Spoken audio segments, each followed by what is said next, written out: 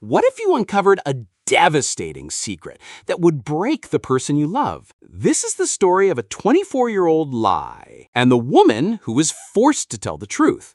Let me take you back to the beginning, to the precise moment the world as I knew it, as I had so lovingly built it with the man I adored, fractured into a million unrecognizable pieces.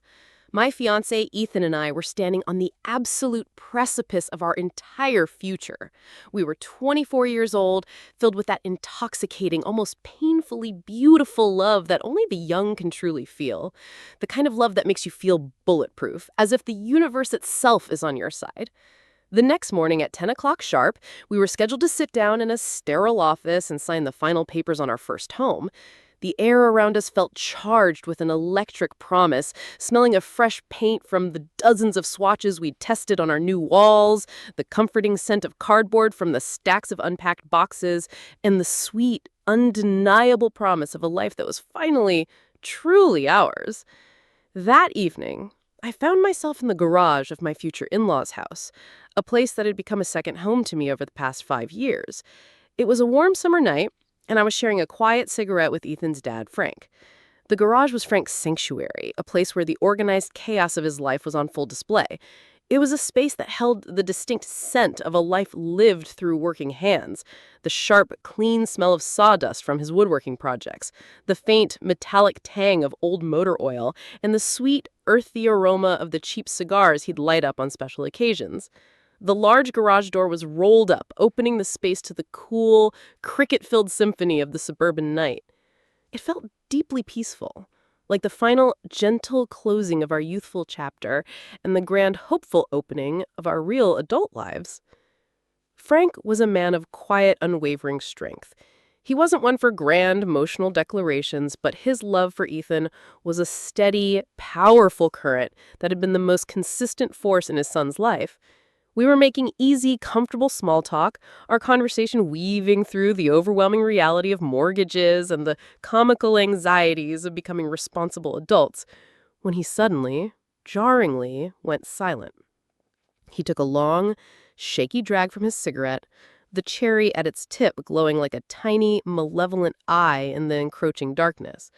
"I have to tell you something, Clara," he said, his voice a low, gravelly rasp. The words seemed to catch in his throat as if they were physically painful to release. He refused to look at me, his gaze fixed on the deep, impenetrable shadows of the backyard where Ethan and I had spent countless summer evenings. "What is it, Frank?" I asked, a small, cold knot of concern tightening in my chest. My mind, ever practical, immediately went to the mundane. Maybe he was going to offer us some money to help with the down payment, a gesture he'd be too humble and proud to make in front of others. Maybe he wanted to share some profound fatherly advice before I officially became his daughter-in-law. I was devastatingly, catastrophically wrong. He ground his cigarette out under the heel of his worn, scuffed work boot, the motion filled with a sudden, violent finality that made my breath catch. When he finally, slowly, turned to face me, his eyes, usually so calm and clear, were glistening with a film of unshed tears. My heart didn't just lurch, it felt like it seized in my chest, a painful, stuttering stop. In a voice that was barely more than a haunted whisper, a voice that carried the weight of decades of secrets, he said the words that would detonate our world. "I'm not Ethan's father." For a solid 10 seconds, my brain simply refused to compute. The words hung in the air, nonsensical, impossible. It had to be a joke, a bizarre, terribly unfunny joke delivered with the worst timing in human history. I let out a sharp, choked laugh, a sound of pure disbelief. "Frank, what on earth are you talking about? Have you been drinking or something?" But then I saw it. A single fat tear escaping his eye, tracing a clean, glistening path through the day's grime on his weathered cheek. The laughter died in my throat, choked off by a sudden, terrifying wave of understanding. The concrete floor of the garage seemed to tilt beneath my feet. He was being completely, horrifyingly serious. He then, with a heavy, weary resignation, unspooled a story so tangled and tragic it felt ripped from the pages of a lurid paperback novel, not from the quiet, predictable suburban life of our family. He told me that Ethan's mother, Helen, his wife of nearly 3 decades, had an affair 24 years ago. It wasn't a brief, regrettable mistake made in a moment of weakness. It was a prolonged, passionate relationship with the son of a neighbor. A boy, really. A young man who was somewhere between 19 and 22 years old at the time, while Helen was a married woman in her early 30s. The detail that anchored this unbelievable story in a bedrock of cold, hard, irrefutable fact was what he revealed next, his voice dropping even lower. Frank, due to a severe medical condition in his youth, had been sterilized long before Ethan was conceived. He had known from the very moment Helen had tearfully, shamefully announced her pregnancy that this child, this boy he was about to raise, this son he would come to love more than his own life, could not possibly be his. My Ethan, my vibrant, funny, loving Ethan, was the product of a secret, devastating betrayal. The weight of this knowledge was a physical force, a crushing pressure on my chest that made my lungs feel small and tight, unable to draw in enough air. Frank, his voice now a flat, exhausted monotone of old, weary pain, explained that he had confronted Helen all those years ago. In the emotional wreckage that followed, the screaming matches and the silent, agonizing days, they had forged a desperate, fragile pact. They would raise the child as their own. The biological father, a young man utterly terrified of the consequences of Frank's righteous and potentially violent anger, had readily agreed to relinquish all rights, to become a ghost, to stay silent forever. The secret was sealed in a tomb of shame and fear, and a family, our family, was painstakingly, falsely built on top of it. But the story, impossibly, descended into a new layer of complexity, a new dimension of insidious, calculated deception. The lovely old woman who lived directly across the street, Mrs. Peterson, the one who had always been a fixture of Ethan's childhood, the one who always had a fresh batch of chocolate chip cookies for him when he was a boy, the one who waved to us with a sweet, grandmotherly smile from her porch swing every time we visited, she wasn't just a kindly neighbor. She was his biological grandmother. And her daughter, a woman named Susan who lived in the house right next door to her, was his biological aunt. My Ethan, my love, had grown up under the constant, clandestine surveillance of a family he never ever knew was his. He was a specimen in an aquarium, his life and development observed, analyzed, and discussed by people whose very blood ran through his veins, yet he believed them to be nothing more than familiar, friendly faces in the comfortable, safe backdrop of his childhood. My mind was a chaotic whirlwind of confusion and rising horror as I tried to piece together the sheer scale of the deception. Frank told me, his voice laced with a bitterness that had been fermenting for decades, that the aunt, Susan, had made it her sullen duty to keep tabs on Ethan. She would call her brother, the biological father, on a regular basis and provide detailed updates on Ethan's life, his first steps, his report cards, his triumphs and failures on the high school football field, his first girlfriend, his acceptance into college. He was a secret to be managed, a project to be monitored from a safe distance, not a son to be known and loved. Ethan had been lied to, not just by his parents, but by an entire constellation of people he had known and trusted his entire life. His whole identity was a carefully constructed fiction, and I, his future wife, was now the newest, most unwilling keeper of the terrible, world-shattering truth. The reason for the decades of suffocating silence was devastatingly simple. Discussing the affair was the ultimate taboo in their world, a sin so profound it could never be spoken of. Frank, in his initial storm of raw pain and white-hot fury, had made it unequivocally clear to the biological father that if he ever tried to insert himself into Ethan's life, he would face consequences of the most severe and permanent kind. The biological father's excuse, a weak and self-serving justification that had been passed down through the family grapevine over the years, was that he was merely honoring their wishes by staying away. He had eventually moved out of state to live with his own father, conveniently leaving his mother and sister behind to serve as his covert operatives, his eyes and ears on the son he never had the courage or the character to claim. Then Frank delivered a final crushing detail, one so bizarre, so mind-bendingly strange that it felt like a cruel punchline to a cosmic joke that was anything but funny. Ethan's best friend, his ride or die, the man he considered a brother since they were 5 years old learning to ride bikes, was a young man named Alex. Alex was Helen's nephew, Ethan's first cousin. On countless occasions, backyard barbecue sizzling with the smell of burgers and sunscreen, long, lazy summer days spent fishing at the lake, chaotic, joyful birthday parties in the backyard, Ethan and Alex would be inseparable.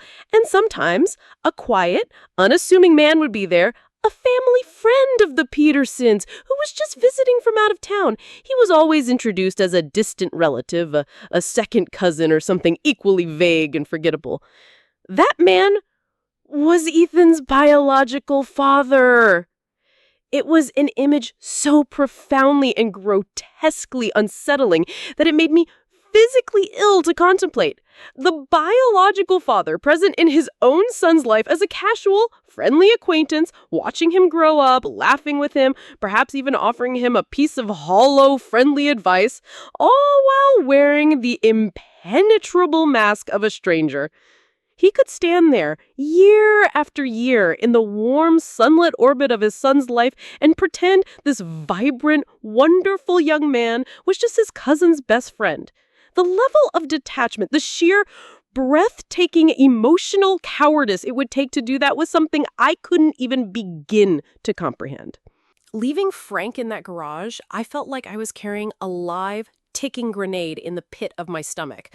The pure, unadulterated joy for our new home, the giddy excitement for our wedding had all been extinguished, replaced by a cold, heavy dread that settled deep in my bones.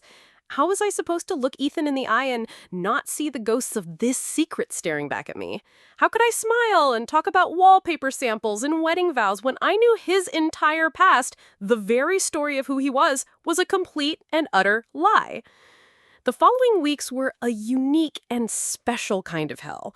We signed the papers on the house, my hand shaking so badly I could barely form my own name. The ink from my pen felt like a signature on a fraudulent document, a co-conspirator's mark. We moved our boxes into the empty, echoing rooms, and every peal of our shared laughter felt hollow and false to my ears. We were starting our life together, but the secret was always there. A silent, menacing third person in our marriage, a ghost at our dinner table. Every single time we drove to his parents' house for Sunday dinner, I felt a wave of crippling nausea as we turned onto their street, the street that he grew up, the street that was the stage for this grand deception. As we passed the neat, well-tended homes of his biological grandmother and aunt, I'd see them. They'd be tending their gardens or fetching their mail, and they would offer us the same warm, familiar waves they always had. But now, their friendly gestures felt like daggers. They were masters of a long, cruel deception, and I was now, unwillingly, their newest accomplice. I couldn't live with it. The lie was a poison, a corrosive acid seeping into every happy moment, tainting every shared memory. I felt, with a conviction that terrified me, that by keeping this from Ethan, I was just as culpable as the people who had deceived him for 24 years. Our marriage, our entire future, had to be built on a foundation of absolute, unshakable truth, or it was nothing more than another layer of the same disgusting lie. But before I could detonate this bomb in the middle of our fragile new life, I needed more. I needed more information. I needed to understand the full scope of this before I presented its terrible, life-altering reality to him. So, I began to watch. I started paying close attention to the routines of the houses across the street. I learned that the biological uncle, Susan's husband, a man named Daryl, had a very predictable habit. every single night, as reliable as the setting sun, he would step out onto his brightly lit front porch around 9 p.m. to smoke a single cigarette. One evening, fueled by a mixture of cold terror and white-hot resolve, I parked my car down the street and waited in the concealing shadows. As soon as the familiar orange glow of his cigarette appeared, I got out, my heart pounding in my throat, walked across the quiet street, and stepped directly into the cone of light from his porch. He looked up, his face a mask of casual surprise. "Clara, everything okay over there? You guys need to borrow some sugar?" I took a breath that felt like it was drawn from the very bottom of my lungs, a breath that had to carry me through this confrontation. "Hey, Daryl, I know the truth about Ethan, about his biological father, and I need some answers right now." The effect was instantaneous and far more dramatic than I could have imagined. The cigarette dropped from his slack jaw, its embers scattering like tiny, dying stars on the pristine concrete steps. His face went chalk white, all the color draining away as if a plug had been pulled. Without uttering a single word, he spun around, his movements clumsy with panic, and rushed back into the house. A moment later, he emerged with his wife, Susan. She had the same wide, startled eyes as her husband, the terrified look of someone whose darkest, most carefully guarded secret had just been dragged, kicking and screaming, into the light. What followed was one of the most surreal, uncomfortable, and utterly bizarre experiences of my entire life. They ushered me inside, and the three of us sat in their impeccably clean, yet sterile and lifeless living room, the air thick and heavy with 2.5 decades of unspoken history. Susan, it turned out, was a dam ready to burst. The secret had been a heavy, suffocating burden on her for years, and my direct confrontation was the final crack in its structure. The conversation, impossibly, moved from their tense, silent living room to the hushed, deeply carpeted dining room of the local country club. There, over plates of bland, outrageously overpriced pasta, we dissected a family drama so profound and life-shattering, it felt utterly and obscenely out of place amidst the gentle clinking of silverware and the polite, distant murmurs of the other patrons. She laid out her side of the story, the words tumbling out in a rush of long-suppressed guilt. She spoke of the terror she felt of Frank's explosive anger back then, the solemn promise she had made to her beloved brother, the suffocating guilt she felt every time she saw Ethan mowing his lawn or washing his car right across the street, a constant, living reminder of the lie she was perpetuating. She also offered to do something I hadn't anticipated, something that made the situation feel terrifyingly, unavoidably real. She offered to introduce me to Ethan's biological father. His name was Michael. He had recently moved back to the area to care for his aging mother, Mrs. Peterson, after his own father had passed away. A few days later, I found myself sitting in a cold, impersonal coffee shop, my hands wrapped around a cup of coffee I had no intention of drinking. When Michael walked in, my breath caught in my throat. He was in his late 40s, his hair showing hints of gray at the temples, but he had Ethan's eyes, Ethan's smile, even the exact same way of running a hand through his hair when he was nervous. It was like looking at a ghost of Ethan from the future, a vision of what my husband might look like in 20 years. He was a bundle of raw nerves, a man drowning in a sea of his own apologies and flimsy, self-serving excuses. He spoke of his youth, his immaturity, his crippling fear, his solemn promise to Frank. But as I sat there, listening to his long, rambling litany of self-pity, I felt no sympathy, only a rising tide of cold, hard anger. All I could see was a man who had chosen the easy path of cowardice, a man who had abdicated his most fundamental responsibility and allowed his own son to be raised under a suffocating cloud of lies, content to watch him from a safe, comfortable, and guilt-free distance. After that meeting, I knew, with a certainty that was as cold and hard as a block of ice in my stomach, that I had no choice. I had to tell Ethan. I had to do it now. I chose a quiet Saturday afternoon in our new home. Most of the boxes were gone. The walls were filled with our photos, a gallery of our shared happiness. We were finally starting to feel settled, a feeling I was about to shatter into a million pieces. I sat him down on our new sofa, the one we'd spent weeks joyfully picking out together. My heart was pounding a frantic, painful rhythm against my ribs, a drumbeat of impending doom. I started at the beginning, my voice shaking as I recounted the conversation with Frank in the garage, the words that had changed everything. At first, Ethan didn't seem to grasp the sheer, earth-shattering magnitude of what I was saying. He looked at me with a deep, furrowed confusion, a small, puzzled smile on his face, as if I were telling him a strange, convoluted story about people he didn't even know. He kept shaking his head, interrupting me, saying, "What? That doesn't make any sense, Clara. Dad was just joking with you. It's a weird joke, but that's all it is." But as I laid out the details, one by one, like placing heavy stones on a scale, the affair, the indisputable medical fact of Frank's sterilization, the neighbors who were not just neighbors, but his secret watching family, I watched the truth begin to seep into his consciousness. I saw the dawning comprehension in his eyes, a flicker of understanding that was immediately followed by a wave of pure, unadulterated shock, so profound it seemed to steal the very air from his lungs. The reality of it crashed down on him. And in that moment, sitting on our brand new sofa in our brand new house, I watched the man I love, my strong, happy Ethan, break. The damage was immediate. And as I now know, 8 years later, irreversible. His entire sense of self, the identity he had spent 24 years building, shattered in an instant. He began to question everything. Every single childhood memory was now tainted, poisoned by the new context. Was Mrs. Peterson's kindness ever genuine? Or was it the clinical, detached observation of a scientist watching a specimen in a jar? Was his aunt's friendly interest in his life just neighborly chatter? Or was it intelligence gathering for a man he didn't know? He would stand in front of the bathroom mirror for long, silent stretches, intensely searching his own face for traces of a stranger, a man he had met only in passing. "I'm the black sheep," he would whisper late at night, in the dark, when he thought I was asleep. The bastard child. The dirty little secret that nobody actually wanted. It was a deeply painful, corrosive narrative, and it became the new, dark and fractured lens through which he viewed his entire existence. The situation was made infinitely more agonizing and complicated when, a few years later, our daughter, Lily, was born. The news of a grandchild, a direct continuation of his bloodline, seemed to awaken something dormant and entitled in Michael. He started reaching out more frequently. The tentative, apologetic man I had met in the coffee shop was gone, replaced by someone with a growing, unsettling sense of ownership.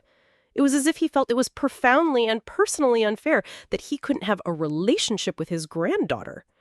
This man, who had been a willing ghost in his own son's life for over 2 decades, now wanted to step into the spotlight and play the role of the doting, loving grandfather. The breathtaking hypocrisy of it was a constant source of fresh, searing pain for Ethan. Now, Ethan is 32 years old, and he battles these demons every single day of his life. He suffers from a deep and persistent depression that on some days makes it a monumental, heroic effort for him to simply get out of bed.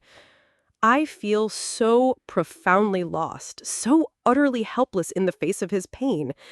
I can hold him, I can listen to him rage and weep for hours, but I cannot truly relate to the fundamental dislocation he feels in his own skin, in his own life.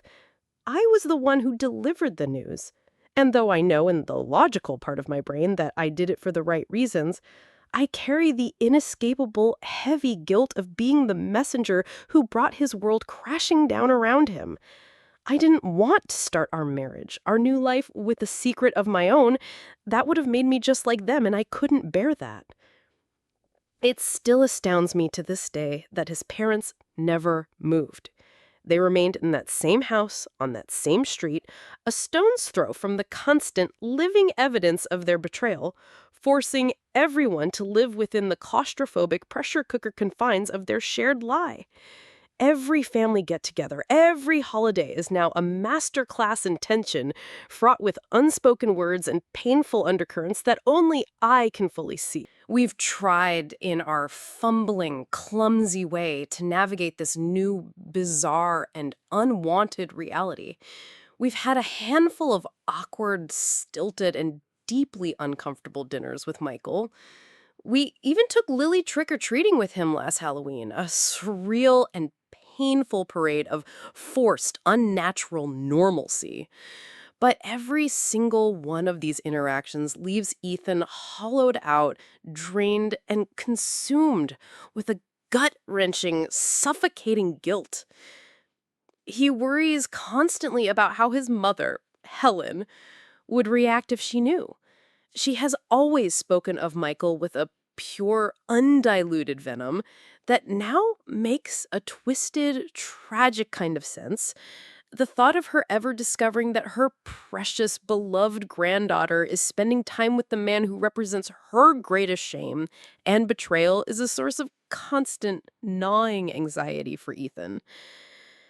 But the deepest well of his guilt, the part that truly tortures his soul, is reserved for Frank, the man who raised him. The man who, despite knowing from day one that Ethan wasn't his biological son, has been the most incredible, loving, and present father a son could ever hope to have. My father-in-law treated Ethan with more love, patience, and quiet dedication than he ever showed to his own biological children from a previous marriage. The single shining silver lining in this whole tragic, sordid mess is that Frank's love was so complete, so absolute and unconditional that Ethan never, for a single moment of his life, had a single reason to question his parentage. Their relationship, though not always perfect, as no family is, has a depth and a genuine beauty that is incredibly rare and precious. Ethan feels that every forced smile he gives to Michael, every stilted conversation is a profound and unforgivable betrayal of the man who chose to be his father, when the entire world would have understood and perhaps even expected him to walk away. I look at my husband now, the man I love more than life itself, and I see the echoes of a 24-year-old lie playing out in the weary lines etched around his eyes. He is a wonderful husband to me, and a devoted, playful, and loving father to our daughter. But there is a fundamental part of him that was permanently fractured on that quiet Saturday afternoon in our new home. I can only hold his hand, love him through the darkness, and hope that one day he will find a way to assemble the shattered pieces of his identity into a new kind of whole, one that he can finally live with.